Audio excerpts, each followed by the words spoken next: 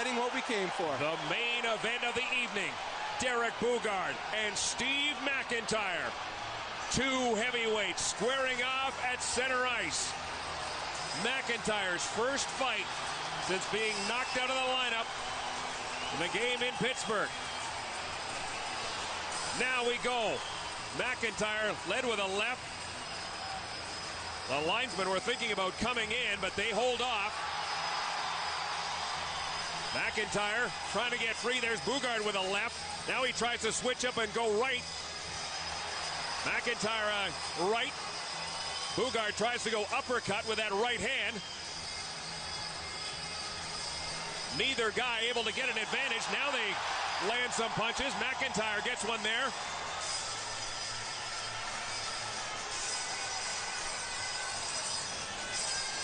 Just waiting for one of these guys to connect. And there is Boogaard as MacIntyre trying to hold his own against one of the best in the NHL.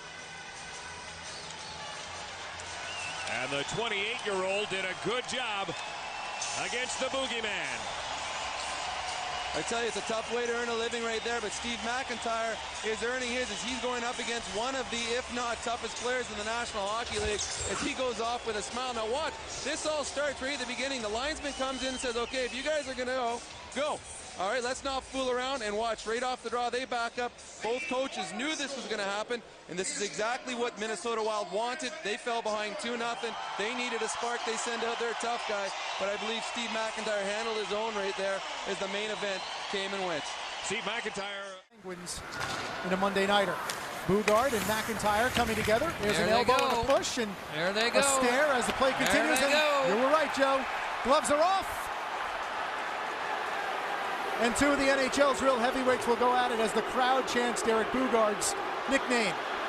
They have a lot of respect for one another.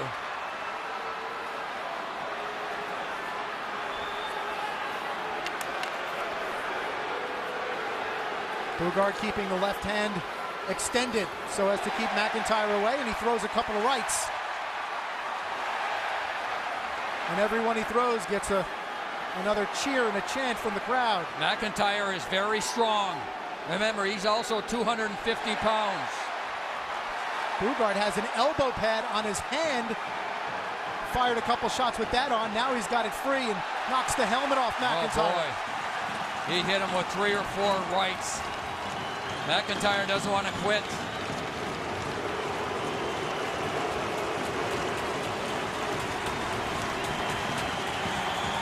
Well, you only said that in pregame, right, Joe? That was going to happen? These are the two of the biggest, toughest guys in the league. And for MacIntyre, he knows that they've had a fight in the past. When Boogaard was with Minnesota, they fought.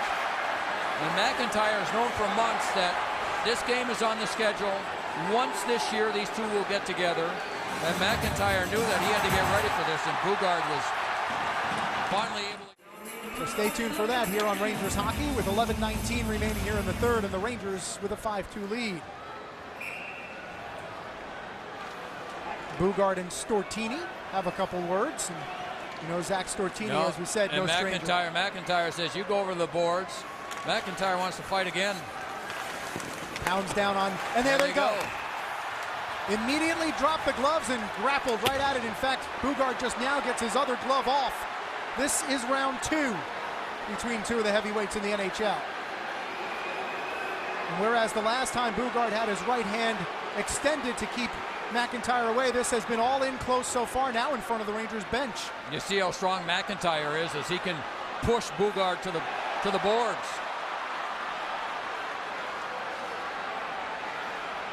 Now they're extended again as MacIntyre throws a left and Boogaard a right. Well, MacIntyre can throw with both hands.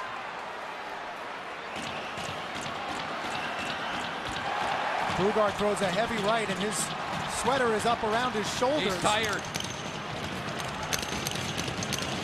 They both are. Look at them.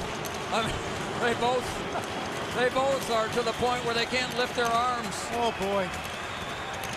That's some way to make a living, isn't it? Now, Stortini had been lined up against Boogaard, and right there, that's Stortini 46, and MacIntyre says, wait a second, you go over there.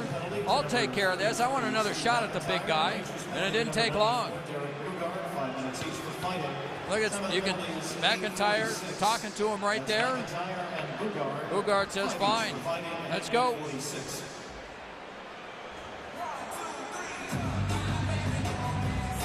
That's over 500 pounds of human beings. And they went for a long, long time. They got to a point where they were just so tired out. Look at neither of them can they just look at MacIntyre. I wonder if MacIntyre whispered at him and said, I'll see you in 5 minutes. No, I think that's it. Yeah, you would hope. Who might take a swing at me? We would train in the summers, and I would just, wow, Derek. He had like, he had shark eyes. Like he wouldn't say nothing. What was that like with him? Because you knew you had to fight him. When you went to Edmonton, it was just like, it was a foregone conclusion. And then you had a couple great fights with him. Yeah. I mean, Boogie was, so I fought him in junior, and he was just kind of haunting his craft in junior. Like he was so big and so strong, but he didn't have great balance. So I kind of give it to him a little bit in junior.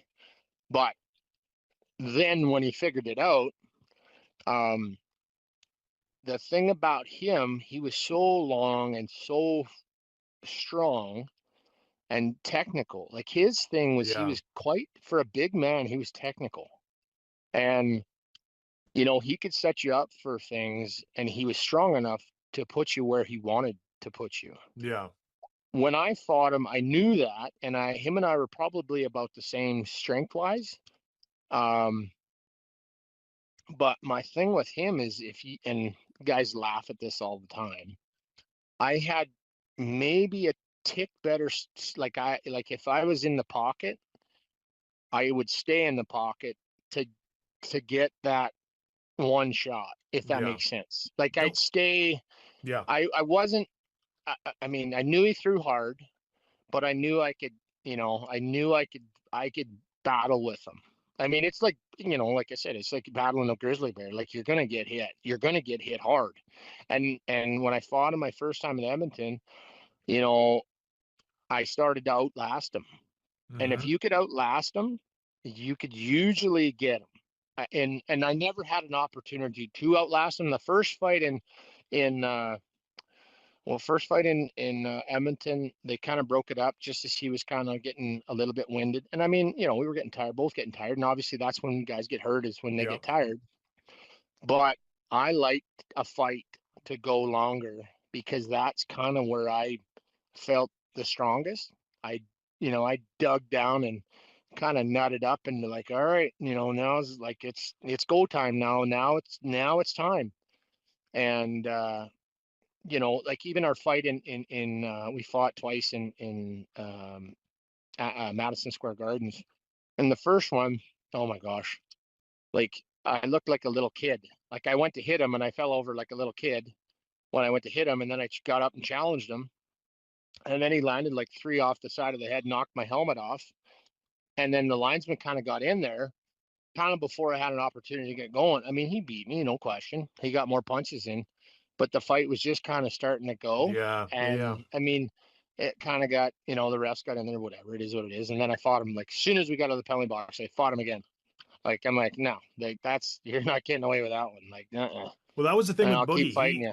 Like, you guys were similar strength, but your strength in fighting, and this is just me from watching, and I like to just kind of analyze it a little bit, but you were great from the pocket. You could generate so much power with those punches, like in a tight spot. You were A to B straight line. It's Boogie, 6 inches. Yeah, Boogie wasn't like that. Derek had the huge wind up coming over the top or the uppercut. You could see his punches coming from a mile away. So if you were in the pocket and you were kind of watching him, you could potentially protect yourself. He was just so good, like you said.